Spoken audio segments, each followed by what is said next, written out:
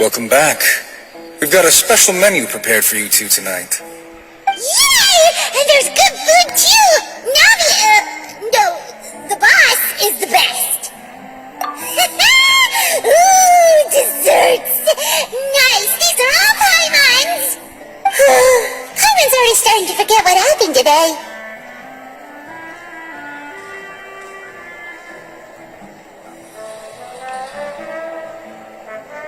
Oh, that voice. Is that who I think it is?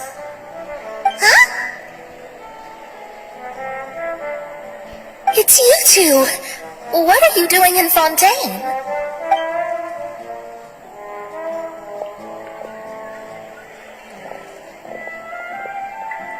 Mona?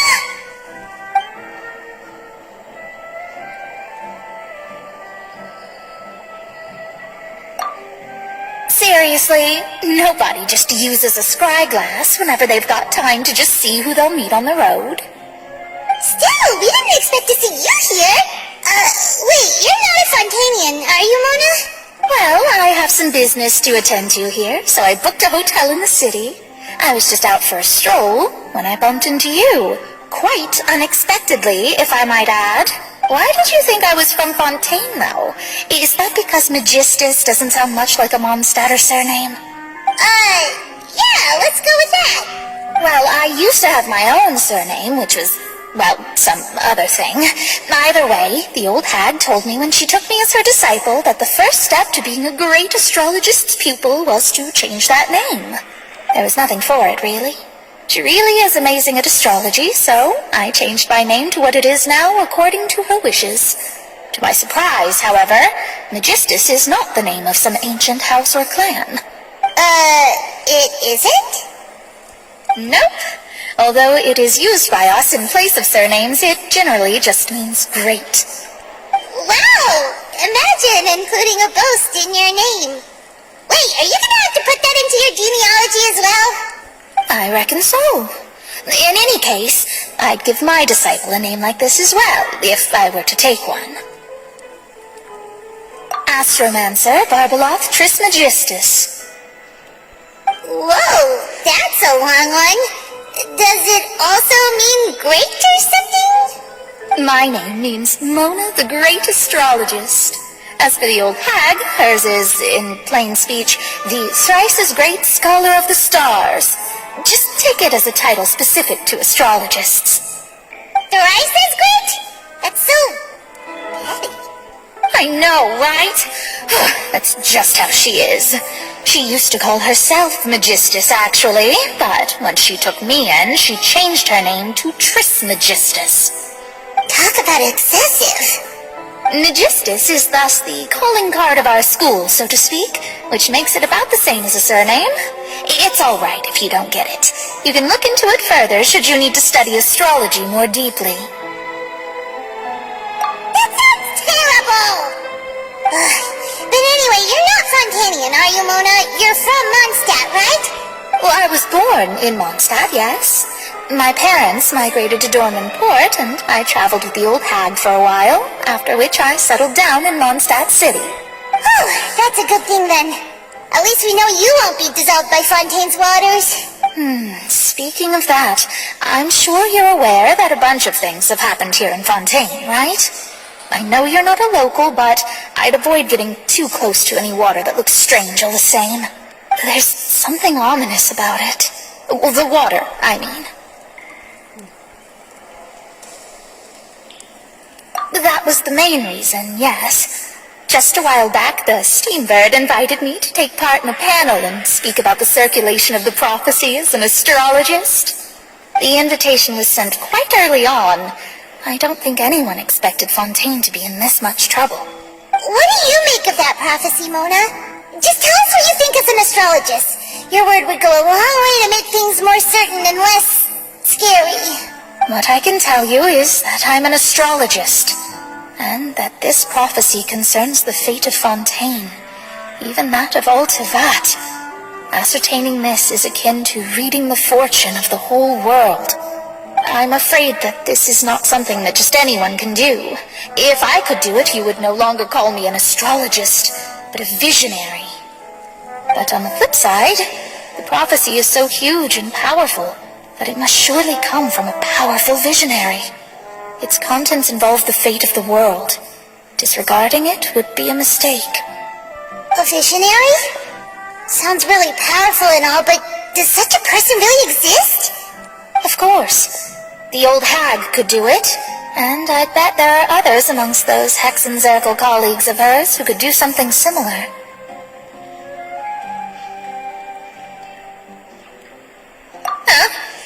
Are you sure? All right, I'll help you. It isn't often that I see you with such a serious look on your face. I'll tell you once I hear back from her.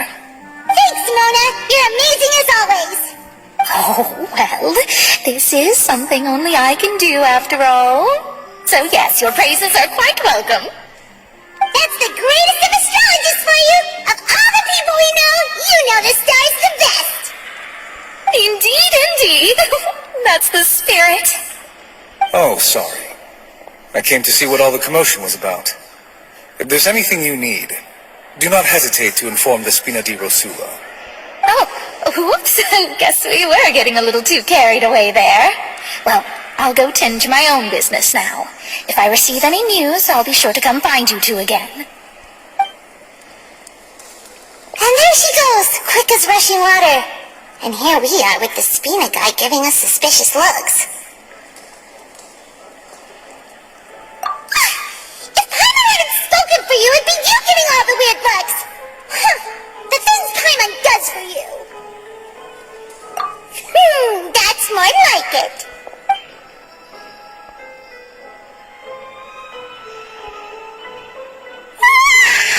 Good morning. To be honest, Paimon's still feeling kind of sleepy. But it's time to get up, traveler. We agreed to go see Neuvillette, so let's pack it up and get going.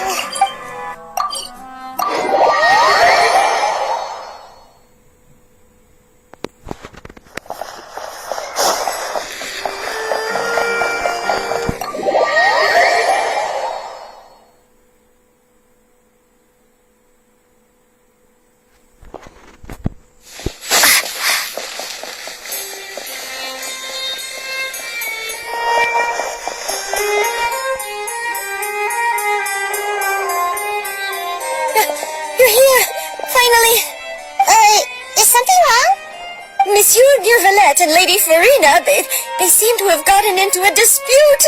Please go see for yourself.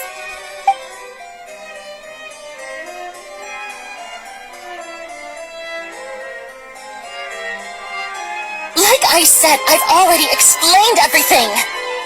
And yet the problem has not been properly solved. There is little space for excuses between us. It is not my intention to offend you, but please, tell me where you stand. You are the Hydro Archon Focalor, are you not? Look at this. This is a list of the victims from the recent Poisson incident.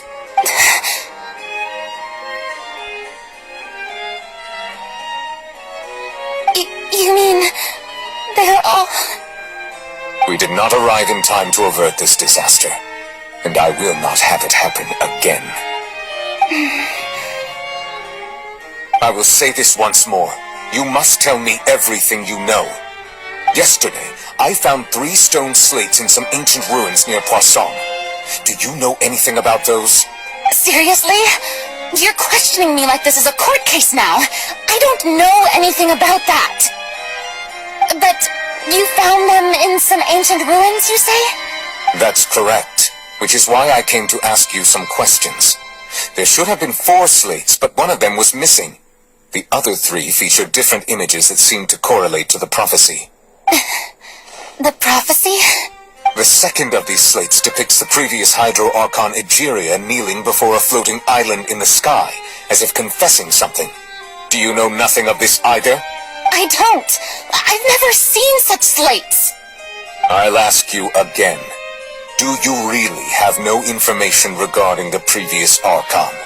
My deciphering of the slates indicates that the Hydro Archon Egeria once had to confess to, or apologize for, a certain sin. If anyone would know about it, it should be you. All gods don't have the same secrets, you know. She was herself and I'm me. Is it really so strange that I know nothing? I understand your concerns, but I'm sorry. I just don't have anything to tell you. Forgive me for saying this now, Lady Farina, but I have long known of your various secret investigations into certain matters. There are several indications that you have been investigating the prophecy on the sly.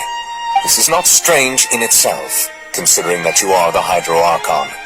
But it is strange that you should also claim to not know any of Egeria's secrets, as well as do nothing following your inquiries.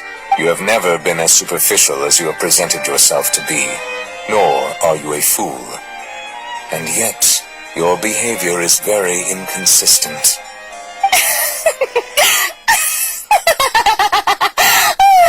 So you've been watching me all this time, have you? I didn't think you were that type. You... Well, since you know about my secret investigations, then you should know I'm actually working to take care of it. There's no point questioning or suspecting me. You're the Eudix, but you're still my subordinate. You should be following my lead. Just trust in me. You're Archon, and do as I say. Never mind whether you can truly convince yourself to or not. It'll all turn out fine. That's all I have to say. We do not discuss this matter again. Oh, the opera's about to start. Toodles!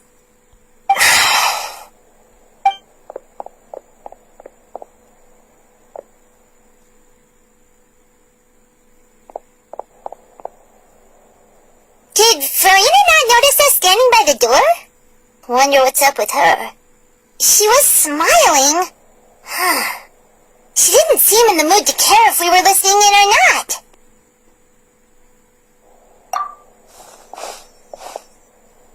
I assume you've been outside for a while now? Oh! You noticed! Seems Farina didn't even realize we were here. She was in a great panic, though I cannot discern the reason. Our discussion reached impasses time and again, a state of affairs that we cannot allow to continue. Still, I do not understand. Dialogue is the basis for understanding, so why did she keep refusing to engage?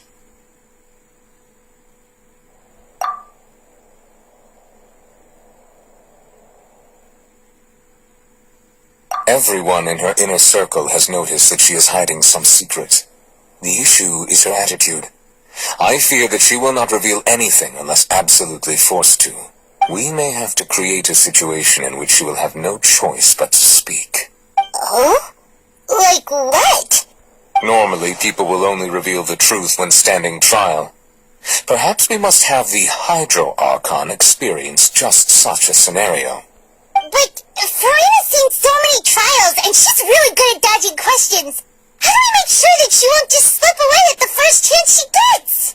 We will need to consider this thoroughly, join forces with various parties, and then do what we can. If at all possible, I would prefer to recuse myself from this affair, but we must prevent the prophecy from coming to pass. This may be cruel to her, but all Fontaine is in crisis. The information a god possesses is too precious, and so we must take a chance on this.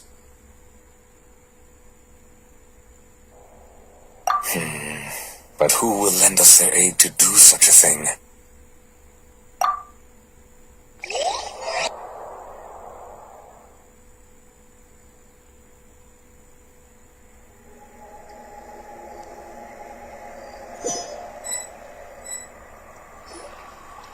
Well, that's everyone, huh?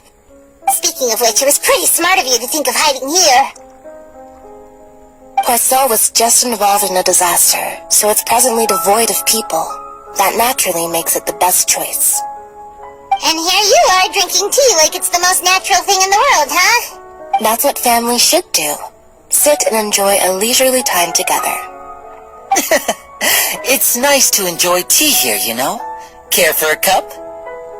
Lend me your ears, everyone.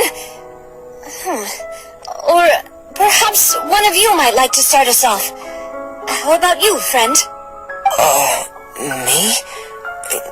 No, I don't think I can. Then, how about you, good sir?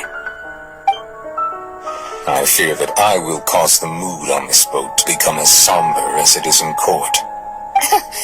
Well then, I guess we're lucky we've got a local like me to organize things. Wonderful, the spotlight at last. I guess I'll be facilitating things from here. That was a little long-winded, don't you think? Oh, you might be right. Anyway, to cut to the chase, our friend here, the Traveler, has brought us together to discuss something. As for what that is, well, let's start by saying that we'll be pooling our efforts together to create a series of traps. Oh? How intriguing. Well, it's just an expression, really. One that I just learned from Chlorand, and use on the spot. So, let's invite her to explain in detail. A round of applause, please. Huh? Didn't you say that you would be facilitating this? Oh, come now. Your work doesn't involve much public speaking, right? This is a good chance to practice. You might even pick up some fancy oratory tricks to impress your boss with in the future. I see. And what does my boss say? He is glad that you consider him your boss. Do go on.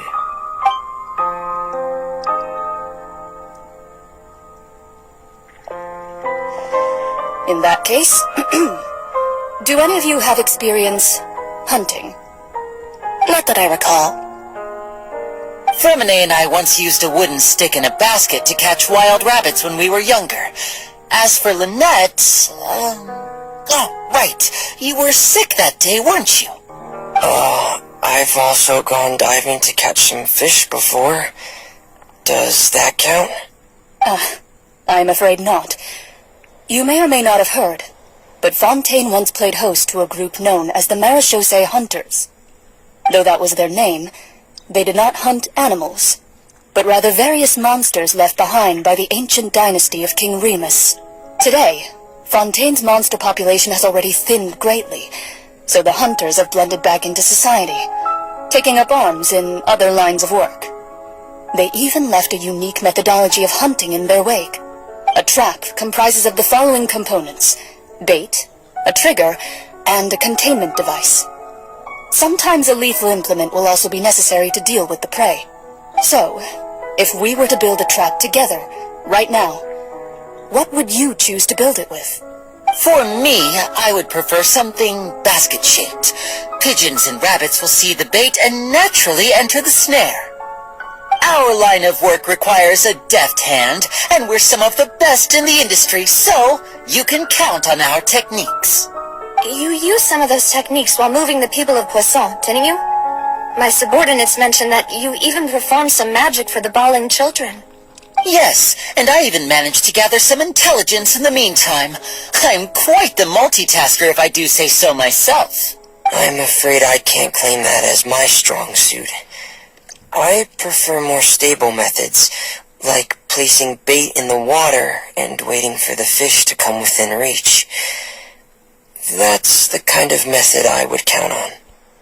Calm and steady. Exactly the kind of person who would catch loads of fish. And I can be their assistant. With discretion, I'm sure. I'd probably use some sort of mechanical animal. Papa once bought me some small clockwork squirrels, mice, and such. When placed in the forest, they can attract others of their kind. I remember that you liked those too, didn't you? I did. And that would be a good way to go about it. If they're realistic enough, animals of the same kind will follow them all the way to the trap. What about you, Monsieur Neuvillette? I fear I do not have any related experience. That makes sense. You usually solve problems directly, without the use of any such tricks. But I do have one more question for you, monsieur. If we were to create a trap now, how would you design it? I would like for it to be effective, but bring no harm to the prey. A more gentle trap would be ideal. Kind as always. However, our intention doesn't necessarily change the containment device and the type of implement we need. If we wanted to kill the prey in one strike, we would need a powerful implement. However, that also goes for prey that must be captured and safely contained. Wait, why is that? Only a hunter who's a true expert at subduing their prey can snare it without harming it. The line that divides life and death is often exceedingly thin. So, are we going hunting together? Huh. We hadn't thought of seeing ourselves as hunters. It kinda works, but maybe it's still not the best metaphor. If our means of capturing and dealing with our prey is to put them on trial, then the hunting metaphor is actually quite accurate. But we shall require much more courage than any hunter to judge a god, a being whose seat is an exalted throne. Oh, so that's what's going on. Sounds very interesting.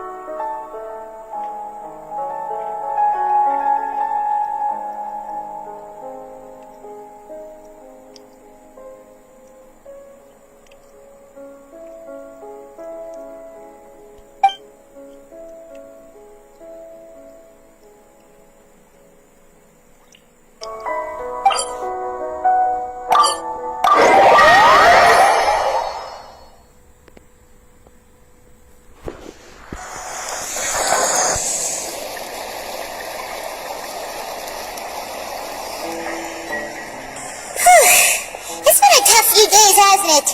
So much has been happening. Hyman didn't think the meetings would go on for so long, but everyone seemed pretty fired up, huh? Hyman thought they'd be at least a little frightened. Well, Fremine was, now that Hyman thinks about it, but everyone else just looked a little surprised. Well, it's hard to say. Hyman doesn't have any experience with this sort of thing. But with you around, Hyman sure will do great. After all, you're the most reliable person in the world, aren't you? Did you just pour some tea? Hyman didn't notice you doing that at all. Then what's that? Hyman's never seen that cup before. Don't be frightened. I'm just joining you two for tea. I merely refrained from saying anything till now. Who's that voice? But there's no one here. Have you forgotten me already? Wait, you are familiar. You're the voice we heard from the sky in Sumeru. The voice from the sky, I fear that description is wrong. Though, not completely wrong. You're feeling lost now, just as you were feeling previously.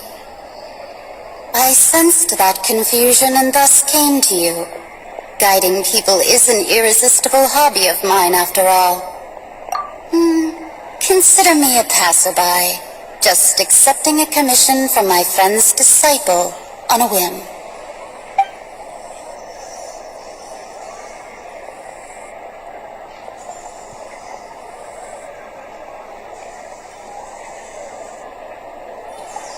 The prophecy. Yes, what has been prophesied will be fulfilled. You may view such things as the history of the future. What? Then is there any way we can stop it? I believe you have witnessed a failed attempt with your own eyes. Can everything in Tevat so easily be changed?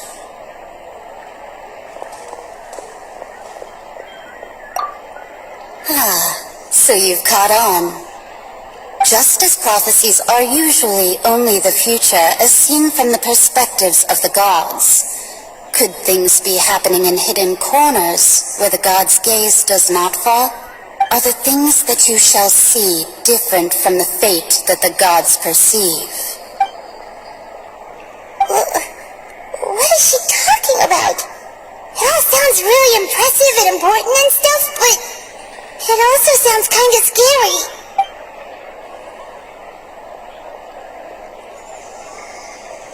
I believe that you understand, right? Some things are insignificant, but others you must reach out to change. Ultimately, Fate shall serve as your only guide, no matter what will happen in Teyvat's future. All you need to do is to play your part. This was good tea, by the way. Thank you for your hospitality. Well, that'll be all for today. The voice. It's gone.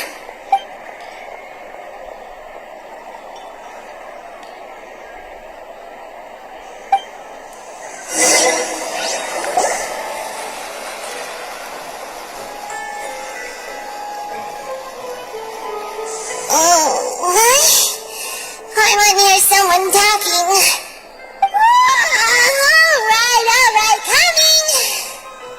Hey, it's you who's getting lazy, okay? Well, I see I've walked in on some lively banter. Luna! Fine, just fine. I went to take part in that Steambird panel. It turned out to be more interesting than I expected. Not all Fontainians are pessimistic about this. One journalist mentioned that sitting around and waiting for the end to come would be wrong, and that they should make their own rescue preparations. I agreed, so we had a brief chat with her. Did she have pink hair by any chance? Why, yes, it was Charlotte. I assume you've heard of her, no? That daredevil journalist? I'm in full support of her view. Prophecies are very important, but how can people allow their lives to be commandeered by just a few words? That's right! Paimon's glad to hear something sensible for once. Yes. About what we had discussed before. I did try, but I'm afraid I couldn't reach the old hag. I'll try again tonight, but I wouldn't get your hopes up. Huh?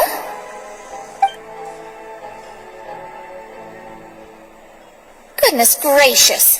Are you serious? She said that even the god's gaze has blind spots. Pretty bold if you ask Paimon. Most people would believe the gods to be all-knowing, right?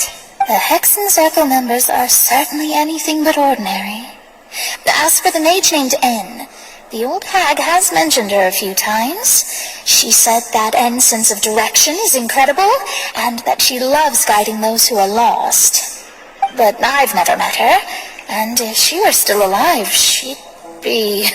Well, suffice it to say that the hag's at least a few hundred now, and N's been around for longer than that.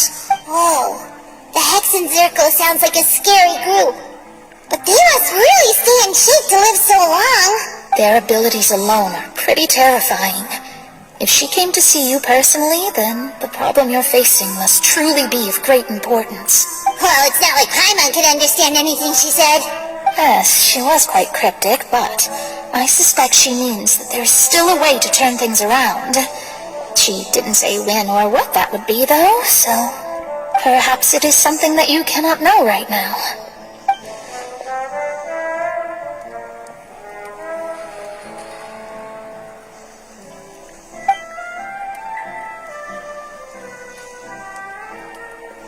Traveler, Paimon, are you two all right?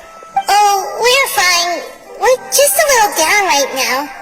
It kind of feels like the end is coming, you know? I see.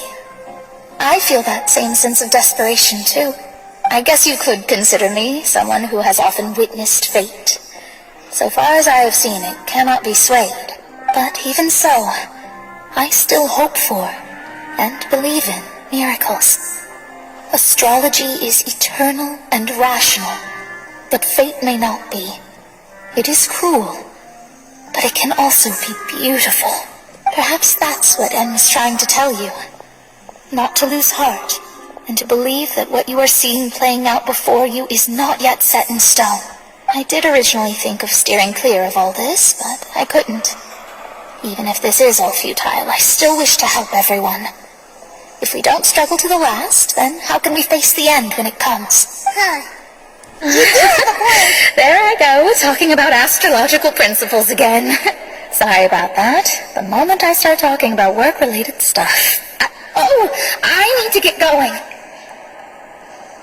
It was worth trying to comfort you, even if only a little. I believe that you'll help those who are struggling in the same way I did. I suppose that might be why we always seem to meet by coincidence. feels kinda moved by what Mona said, but also kinda sad too. Hey, Traveler, Paimon suddenly feels like going outside for a walk. Let's go. Let's walk around the city, shall we? There's a few spots we always like to walk by.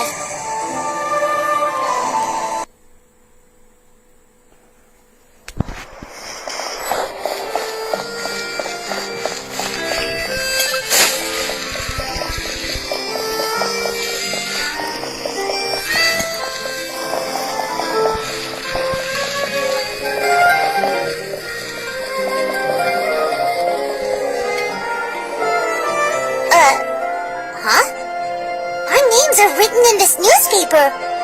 What's going on? Let Paimon see! The underwater stronghold, the Fortress of Meripede, has continued in its noble autonomy, but that does not mean that others cannot interact with it. My recent attempts to enter the fortress bore little fruit. Guess Charlotte still hasn't given up on that.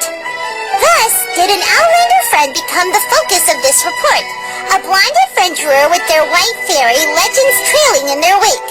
It is said that this mysterious traveler once visited the underwater fortress. So while the fortress's interior remains a mystery behind closed doors, do not fear, for the tales of the traveler contain surprises in spades. Journalist Charlotte's biggest scoop yet, the Traveler's Trail, World Walker. Charlotte took so many awesome photos of us and we never even noticed her. She hasn't been able to get a hold of anything at the fortress, so since we're easier to find, she's using us as the subject matter instead? Seriously? Well, fine. Those headlines and photos do look cool, so Paimon will forgive her this time.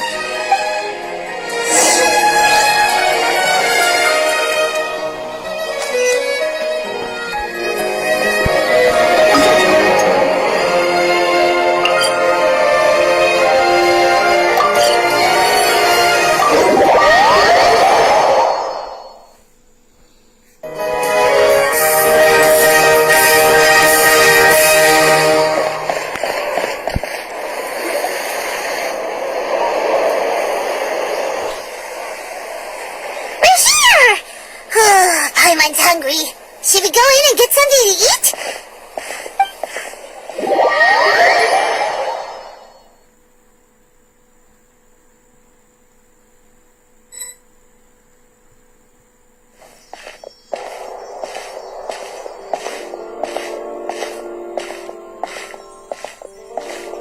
Hey, quick! Look! That's the limited edition only 16 slices a day cake! It was so delicious the last time we tried it! Despite the tense situation we were in, let's give it another go! I'm sure it'll be great! 1 slice of cake, please. Someone showed up after all! Oh, wait, you're the one from the Palais Mermonia! Oh, are you here to buy cake too? It seems Monsieur Nervalette was right. You really can eat. Wait, did I really say something like that? That's right. Even he has his own preferences when it comes to food. As for me, I love the cake and coffee here. Do you come here often? Usually every day. Every day? It's part of my daily schedule, apart from work. I shall have my cake and coffee. Then what if someone told you one day that this place would be closing soon, and you wouldn't get to eat cake here anymore? What would you think? But why would it close? Well, Paimon doesn't know either, but maybe the waters will rise tomorrow. You know, like in the prophecy. Oh, the prophecy. To be honest, I haven't paid much attention to that. No, still, even if there'd be no more cake tomorrow, that wouldn't keep me from having some today. No, it's the same for eating in general. You might not be able to eat tomorrow, but if you can do so today, then you should carry on. That's what people call living, you know. Don't be sad. Excuse me, could I have 2 more slices of cake to go? These 2 slices are for you. Sijuin said that this kind of expression you're making is what humans call being sad. Oh, you know Sijuin? I sure do. She was born before me, and she sometimes comes to the surface to teach us things about humans. She said that humans are creatures that are saddened easily, yes, and you can only lift their spirits by feeding them delicious food. So please try the cakes here. I've got something else to do, so I'll be going now. You do try to stay in a good mood after eating, all right? Bye.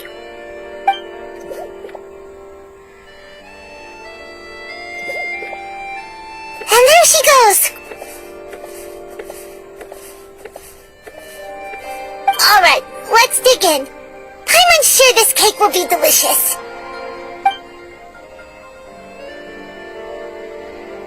It's more delicious than last time, and the flavor gets even better with a sip of tea. It sure would be nice if we could come again tomorrow. Sure would be nice if we could always eat delicious food here.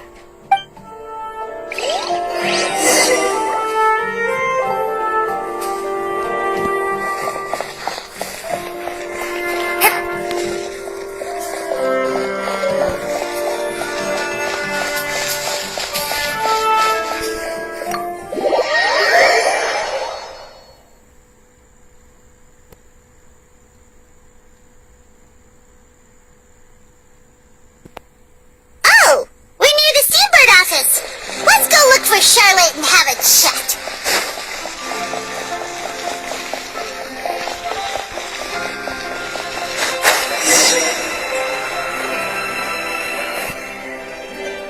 Wow! If it isn't the Traveler and Paimon!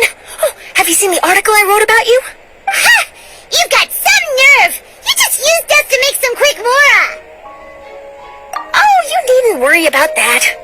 I heard that you were in Poisson some time back, so I sent you a letter to discuss just that. It appears you didn't receive it, though. It's all right, though. I've set aside the amount intended for you. I've even set the table with some food. Really? Oh, you're the best! You're almost a little too easy to win over, Paimon. If I were a journalist with ulterior motives, you'd be in trouble now, you know. Oh, Paimon knows you're not like that. Still, what brings you here all of a sudden? Were you looking for me? A friend of ours met you a while back, and when she mentioned it, we thought of coming to see you. Her name's Mona. Ah, so you know Miss Mona as well. She's a guest columnist for our paper. A really good one, too. She's so young and already such a brilliant astrologist. So she mentioned me? What did she say? She said that you're a real daredevil of a journalist. Nice. In which case, can this daredevil journalist dare to request an exclusive interview with the legendary Traveler and Paimon? Huh? So your article in the paper today doesn't count? Oh, of course it doesn't. That was more like live photography. What I'd like to do is dive deeper and ask you to talk about the things you've seen and experienced. Yeah, are we even qualified enough? Why not? If I say you're worth an interview, then you're worth it. But not right now, of course. I'll need a few days to prepare. Oh, in that case, we'll just chat when you have the time then? Oh, so that's a yes? Oh, splendid! I'll tell the editor-in-chief immediately. I'll have to apply for lighting, a venue, some props, and... Whew, so much to get done now. Talk to you later. Wait, Charlotte, Paimon's still got a question for you. And what's that? If, just for example, Fontaine were to be flooded tomorrow, what would you do today? Huh, that's the prophecy you're talking about, isn't it? I mean, I do hear about it often, but I've never once thought that the day could be tomorrow. If you're seriously asking, then I might try and think of a way to leave Fontaine. Oh, but I'm still a journalist first and foremost. That means I have a duty to be reporting from the scene. And secondly, I wouldn't forsake my homeland that easily. From what I've seen, most people don't know what they'd do should the worst come to pass. In truth, it might be better just to behave like normal rather than worry over such an end. So in all likelihood, I'd probably still be prepping at the office for that interview of ours. I know what you're thinking. That sounds a bit sad, but I've always believed that it's best to do what you enjoy. Just think about it. If this nation really were to be suddenly destroyed tomorrow, but I still successfully finish an exclusive interview with a truly unique person, then the story I would wind up writing would truly be timeless. And then do you know what I'd do? Well, I'd write that story, send it for printing, and use messenger pigeons to get copies out to the various nations as soon as possible. I'm not a dreamer, nor am I a workaholic, but I do love my job, and I'd be proud of leaving such an article behind. I guess you could say that I was born to be a journalist. But anyway, that's my answer. And on that note, I'll get back to my preparations. That's so nice. All of a sudden, Paimon actually kinda envies her. Anyway, let's go and take a look at the sea, shall we?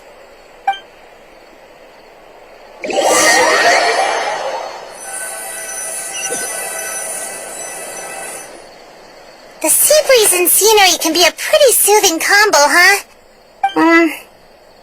Paimon's been thinking. If it wasn't Fontaine, but all of Tevat that would be destroyed tomorrow, where would we go and what would we do? No, Paimon should ask, if you could choose, what would you like to do?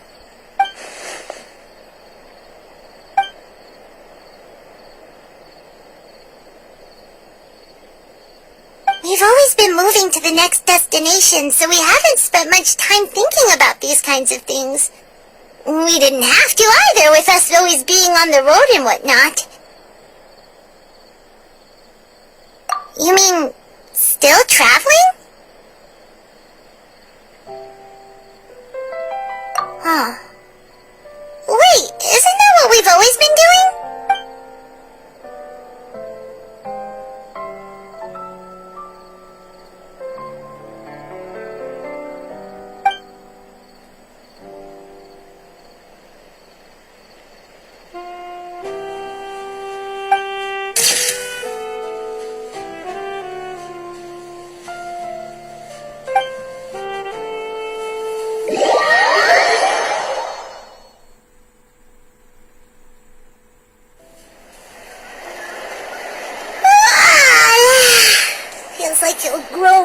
If you stay here long enough. But it's still better than the Fortress of Mirapede, that's for sure. It's not only damp there, but salty too. Ah, so the two of you are still here. Wonderful. Oh, you're from the Palais Mermonia, aren't you? Yes, I'm Isadora. Monsieur Nervillet sent me to look for you two before. I heard that afterward you went to the Fortress of Mirapede. Not at all. I'm well aware that you're friends of his. Actually, I'm here to pass along a message from him. Yes, inside the Opera House. The Maréchaussée Phantom has declared the incident a small-scale riot. A riot? Well, that said, I don't personally think it was that serious. Lady Farina was watching a performance at the Opera House, and while she was resting during an intermission, some other audience members suddenly started harassing her, loudly accusing her of doing nothing about the prophecy crisis. And before she could respond, others started to join in. The crowd continued to grow, and protests against the Hydro Archon started to break out. So people have started to put the blame on Farina. Guess they finally found an outlet for the pressure they've been under due to the prophecy. I agree. People will naturally rely on gods, as is customary. But the moment people feel threatened, gods are also the first to be blamed. So what happened after that? Is Farina okay? Seeing that the situation was spiraling out of control and that further argument was pointless, she claimed that she'd gotten tired of this and left in a hurry. The Maréchaussée Phantom had their hands full maintaining order and did not catch where Lady Farina had gone. Only when things had stabilized did we realize that she had gone missing. So, you mean she's still missing? That's right. The Maréchaussée has dispatched many people to search for her, but we don't have any leads yet. That said, I don't think there's much to worry about. She is a god after all. Even if she were to fall into the hands of rioters, what could ordinary people do to her? Good. Monsieur Nervillet sent me to tell you about the situation, but he didn't say anything else. Don't worry, this is more than enough to go on. Thanks for keeping us informed. Is that so? Well, alright then. In that case, you two take care. I'll be heading back to the Palais now. Well, sounds like we should hurry over to Poisson then. If we know Farina, she won't try to fix things in this situation. Instead, she'll look for a place to wait out the heat. And, as we also know, she may be loud and dramatic, but she doesn't have a heart of stone. When Nervala was talking to her in the Palais Mermonia, and she heard about Poisson, she couldn't hide her sadness and remorse. It would be hard for her to ignore being accused by the public today. Paimon thinks Farina's probably taken the opportunity to slip away to Poisson and try to relieve the sense of guilt that she's feeling. Huh. Well, what do you think? Paimon knows the answer, of course, but Paimon can do the analysis to back it up, too. Cool, huh? In that case, there's not a moment to lose. Poisson, here we come!